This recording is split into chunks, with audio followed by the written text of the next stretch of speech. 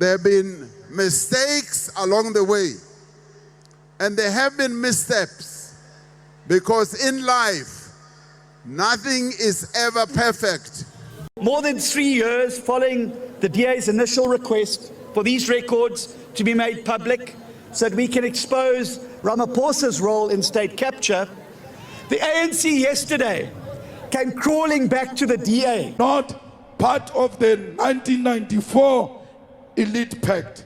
We are not part of CODESA. We don't owe the Boers anything. We never went to CODESA with the Boers.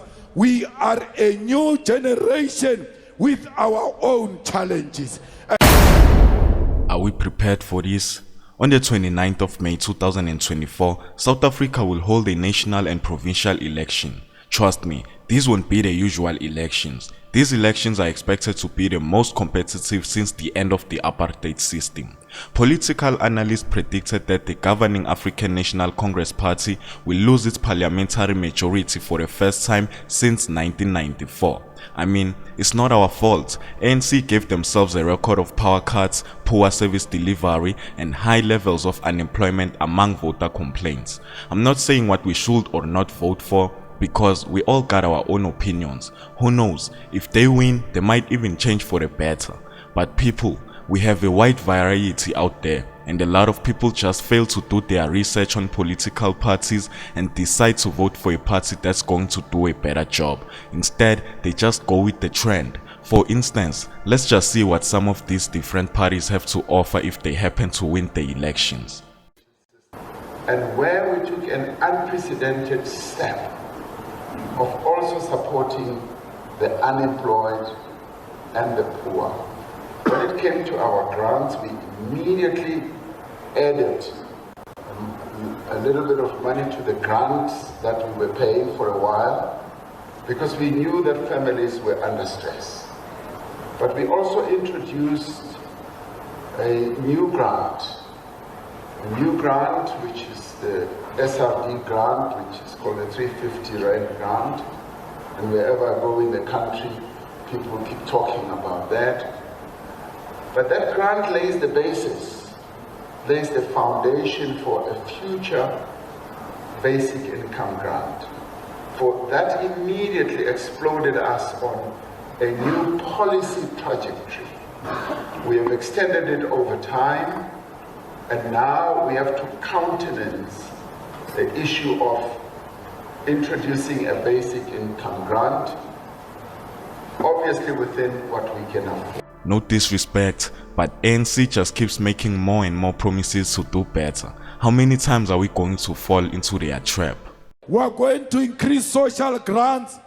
We want Abu Gogo and Abu Mkulu to get 4,180 per month.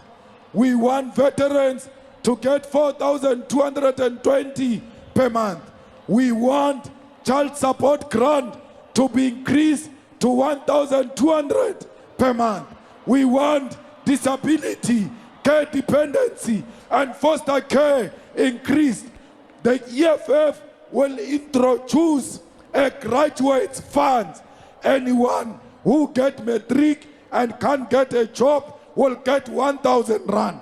Anyone who get a degree, can't get a job, will get 3,000 rand. Anyone who get an honors without a job will get 4,000 rand.